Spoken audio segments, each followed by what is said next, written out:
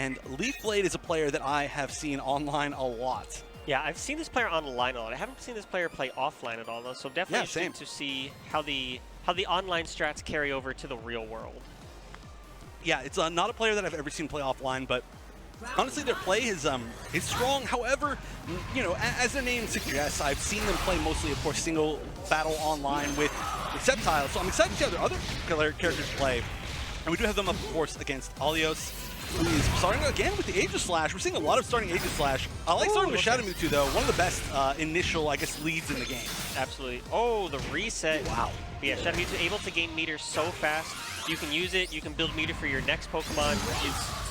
And just a really good character in his own right as well. Taking that first round really, really, really solidly.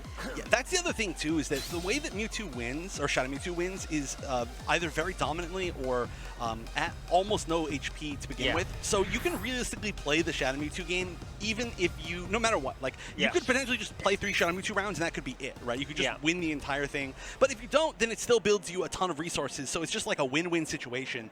Yeah. It's such a great Pokemon. I think we're going to see a ton of Shadow Mewtwo along with probably Decidueye this weekend. Yeah, we saw a lot of Shadow Mewtwo back in 2019 Worlds from basically everybody. I think the character is still amazing for sure, but you don't see as much Shadow Mewtwo in NA anymore, but you definitely still see a lot of Shadow Mewtwo from Japanese players. So I think that'll definitely be an interesting dynamic to see how the different regions, I know you mentioned this during your pre-show too, how the different regions kind of preferred playstyles clash against each other. Yeah, I also think, as we're seeing, this might be, no, not quite enough. That scaled actually a lot more just because of the starter.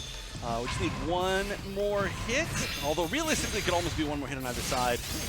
Nice, that's going to be it. Got all the way through. That was so much.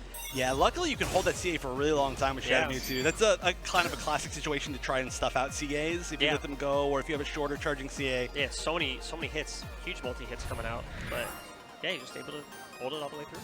Yeah, but like I was saying, I think that, you know, we did see a lot of Shadow Mewtwo in 2019 or 2018, whichever it was. 2019, yeah, it was 19. But I think that now the players who are still playing Shadow Mewtwo are playing it in a very different way. And a different, like, kind of goal on the team, right? Like, we're, for example, seeing a lot of Elm with Mewtwo as a third character, which is really cool to see. So I'm excited to see some of that. But right now, this is a matchup that can be really tough. Of course, both sides just melt with the damage to HP ratios for both these Pokemon. Chandelure has to really make some good reads here to keep out the zoning. This is almost oppressive right now. He's got, woo, where's the, there it is. And like you said before, Shadow Mewtwo is a character that can just win all 3 rounds, and we're gonna see an OCV from Leafblade, with the Shadow Mewtwo. Not even his main, not even Sceptile. I know, imagine entering as Leafblade and you just don't get a not chance. Using Sceptile, Yeah. I mean, obviously Sceptile's on the team, right? Yeah. But it's funny to not be able to show that off. Although that's to change his tag to Vortex. There you go. No, I love seeing that though. You know, that's been one of my favorite things about Team Battle Mode is seeing that suddenly I'm like, hey, hold on a minute. These players are really good with this Pokemon that I did not expect to see them use. Like, especially a lot of the Japanese players that were like infamous for one Pokemon for like the Ido Gardevoir, the Tartaro Gengar, And now suddenly you're like, hold on a minute, like this Pokemon could potentially be like a co-main for them, and we're going to see a lot of that for sure. I mean, you very much spoke about some players that we're going to see here today. You know, the Rah-Rah with the Scizor is a great like example of that. Yeah, that's true. You're right. That maybe wasn't the best example, but still most well known for one in particular. Absolutely. It's kind of funny you mentioned also like people who are kind of character specialists through 3v3. Blah, blah, blah. They kind of picked up a new character for singles as a co-main, and we kind of saw that with Mutator also, who was very much just a Mewtwo player, just a Mewtwo specialist. Picks up Shadow Mewtwo for 3v3, and then over the course of that being the main format, realizes, hey, this character is actually pretty good. I should play this character in singles now, also in 1v1, and we see Mutator really a strong Shadow Mewtwo player as just a single Shadow Mewtwo, not as like a battery for his 3v3 team. Yeah, I don't remember which it was, but after the first NAIC that he used like Shadow Mewtwo extremely well, in between that and like Worlds, I think wasn't there, or maybe it was right before that, there was like some sort of like grassroots like community event that he won with Shadow Mewtwo. I don't remember what it was because that was a long time ago now. You're not thinking Destiny, are you? Was it? It might have been. I think he used mostly Mewtwo at Destiny, though, but I could be wrong.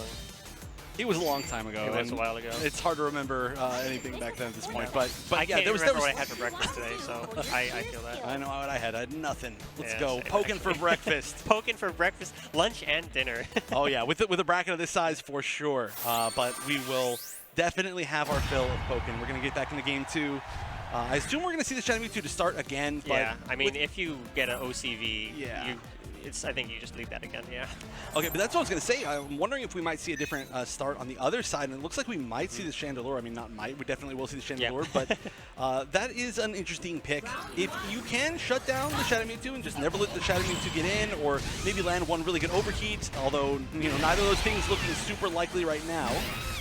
Oh, nice. The full corner conversion. I'm down to not shift the phase here. Nice, yeah, just keep him in the corner. Oh, Okay, he kind of backs off. He's kind of letting Allios out of the corner. All right, applying pressure again, though.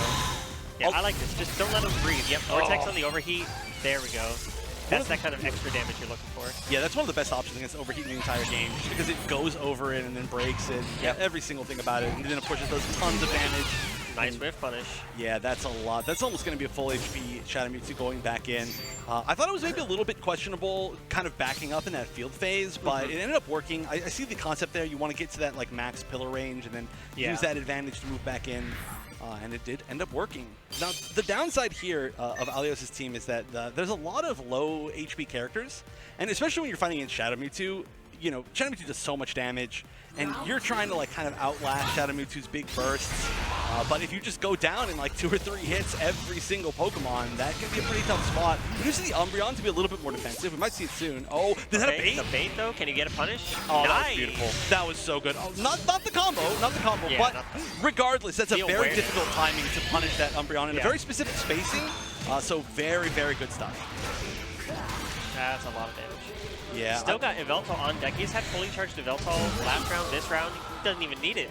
We actually have only seen like one support call in almost this entire set so far.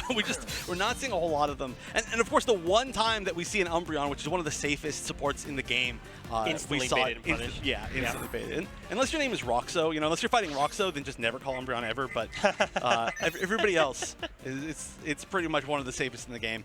I would have almost liked to see the Espeon come out. You know, honestly, is this literally the lowest health team in the game from Allios?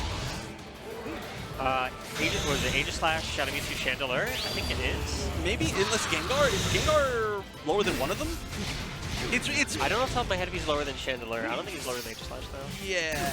It's very close to the lowest HP team in the entire game. So that's it takes a lot of guts to go in. Low stance.